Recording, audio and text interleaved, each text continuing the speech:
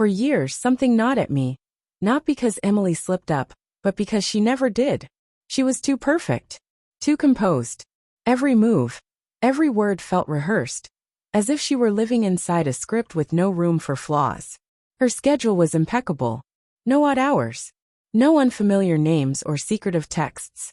No smudged lipstick on her collar, no mysterious scents. Nothing tangible. Yet a whisper deep within kept warning me. Something isn't right. Emily and I had been married for 10 years. The kind of couple others looked at with admiration. Travel partners, best friends, lovers. We laughed loud, fought fair, and made up like teenagers in love. She called me love, even when she was upset, and our friends called us the perfect pair. But sometimes the prettiest paintings hide the deepest cracks. And sometimes the happiest smiles are worn by the loneliest people. The first hint was almost nothing, barely a flicker. One evening she walked in, and I casually remarked, "You smell different."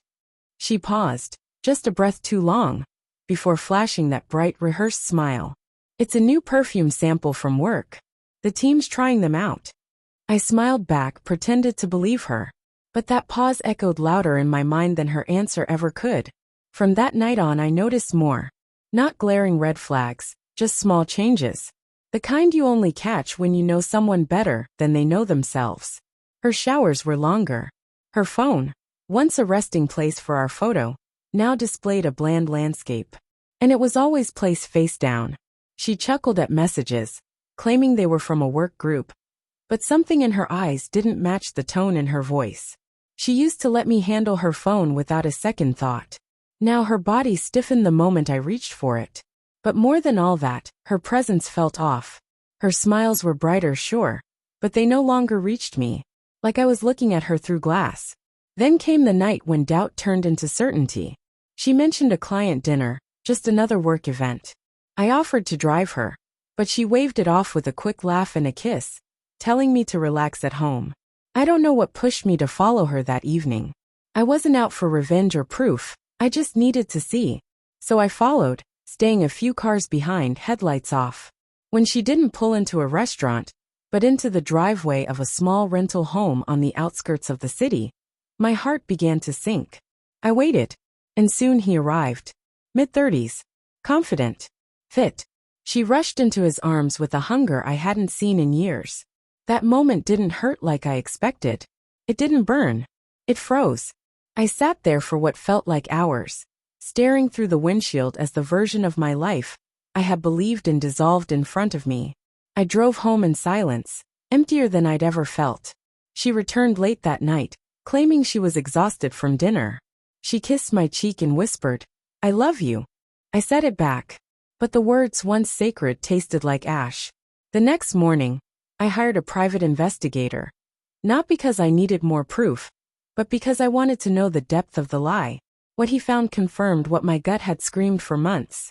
A trail of digital deceit, hidden messages, voice notes, secret hotel bookings, even photos.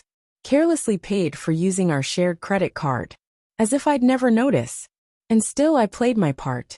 I smiled when I handed her coffee in bed, kissed her forehead during her parents' visit, laughed at her stories, held her hand at family dinners. But inside, I was already gone.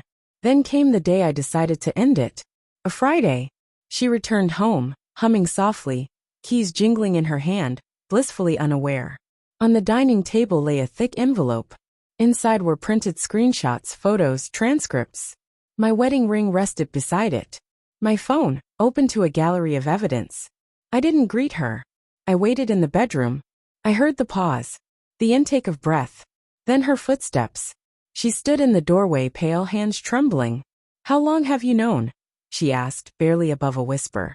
"Long enough," I said, "to stop loving the woman I thought you were."